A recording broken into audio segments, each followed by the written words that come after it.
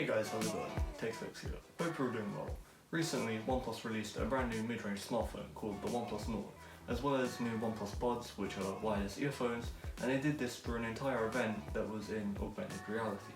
In this video, I'm going to go over the phone itself, as well as the OnePlus Buds 2, but I also want to spend some time talking about the event itself because the whole Augmented Reality thing was probably the most interesting part of it all. So, without further ado, let's begin. Okay, so first of all, let's cover the main attraction, the OnePlus Nord. And like always, let's start with the design.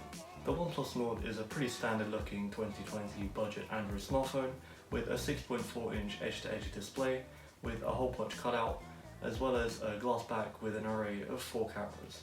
We definitely haven't seen this one before, right? But even so, the design is pretty sleek and simple, and from what it seems, it's your average glass and metal sandwich. I do like the design, but I just think they could have done maybe something a bit different with it because there are plenty of already existing smartphones that, they look near identical to the OnePlus Nord, and it would have been nice to see some variation. Like I said, it has a 6.4-inch screen, and it also has a 90Hz refresh rate along with an AMOLED panel, and this seems pretty great for a budget device.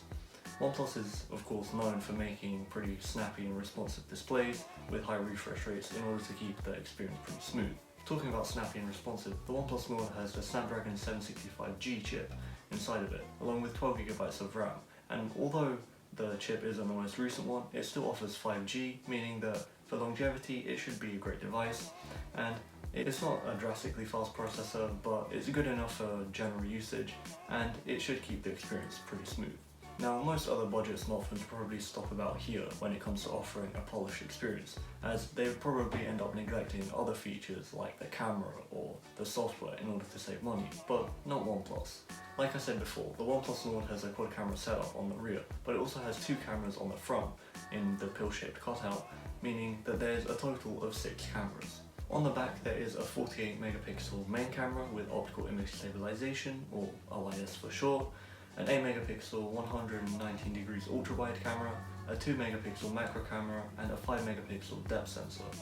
Now that's a lot for a mid-range device. OnePlus claims to have stolen the main rear camera from the already existing OnePlus 8, and this means that you should be getting pretty decent photos with the OnePlus Nord too.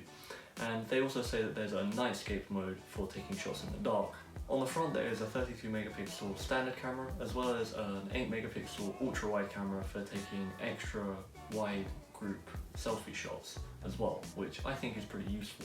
Of course, like every other OnePlus device, the Nord also gets Oxygen OS, which is probably the best Android skin that there is ever because of how optimized it is for the device, and it also gets the Warp Charge 30T charging cable and power adapter in the box, meaning that you can charge the 4115 mAh battery from 0 to 70% in just half an hour whilst not blowing the phone up, which is pretty incredible.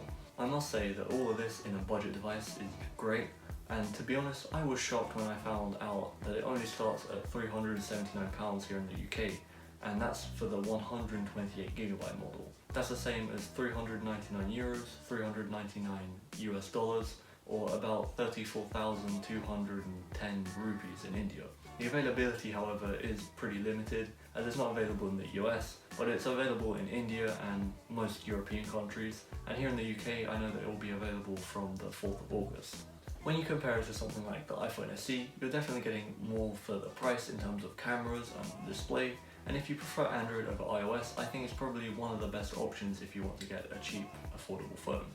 Whew, that's a lot to take in, but there's still more. OnePlus also released the new OnePlus Buds, which are basically their own version of AirPods because it seems like every single company now has hopped on the Bluetooth headphones train, and for the price they seem to be alright. At £79 here in the UK, you get environmental noise cancellation, which is basically passive noise cancellation, and you also get 7 hours of listening time in each earbud. However, when you take into consideration the charging case, you get a total of 30 hours of listening time, and the case itself supports the same wired fast charging as the OnePlus Nord, meaning that you get a total of 10 hours of listening time in just 10 minutes of charging, which that's pretty fast.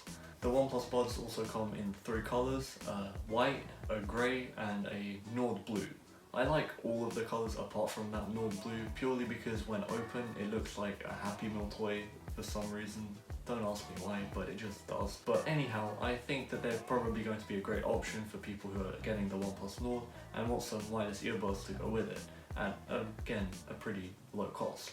However, the OnePlus Nords do not have a release date yet, and they're just coming soon, so if you do want to buy them, then you're going to have to wait. Now that's all of the products that were released during the event, but I also wanted to go into the whole AR thing because, like I said, it's probably the best part. As most of you know, we aren't allowed to gather in crowds like we used to because of the virus, and many companies who usually hold like tech events or events in general have been coming up with many alternative ideas to allow people to watch the event and see what is released without actually having to be there physically. For example, PlayStation announced the PS5 through a Twitch stream, Apple pre-recorded WWDC and polished it to the point that it looks like an entire film, but out of all of them, I think OnePlus has done the best job.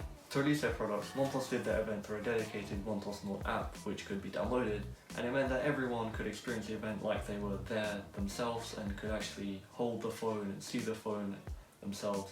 And as someone who likes this whole futuristic AR type of thing, it was amazing. The event started off with a short film being played in mid-air showing how they were making the device, and it shows that AR is going to be the future for sure. Imagine getting a desktop which can be any size that you want and be taken anywhere you want because it's virtual. It then transitioned to a miniature Carl Pei, who's the co-founder of OnePlus, and he welcomed everyone to the event. And when this happened, there was a virtual crowd that appeared at the bottom of the screen with avatars that people had made, and then there was also a count at the top showing you how many people were watching it live, and it did bring a sense that you were part of an audience. As well as this, there was also a camera shutter at the bottom of the screen which allowed you to take photos, and luckily I took loads and loads of them, so here are some of the best ones. Things like seeing the phone open up and show you the internals or camera when they're talking about it, or being able to pretend to hold the phone in your hand so you can act as if you have actually got it yourself, were just amazing. And I honestly wish that from now on, all tech events follow this kind of format because it's just more interactive and personal, as you get to experience it yourself instead of just being told about it by someone who's on a stage on a live stream. It's always the little things that make it better. Even though I didn't get an official OnePlus cardboard, which allows you to kind of have the phone displayed in your hand when you point the camera at it, I made my own tiny version before the event, and it meant that I could kind of hold it in my hand and have the phone be displayed on top of it, and it meant that some of the photos I took were so realistic that it looks like I genuinely have the OnePlus Nord, but unfortunately I don't. Again, it's just one of them things that make the event more personal, and I get to keep this memento that I made as a part of it. Definitely props to OnePlus for making such an incredible event.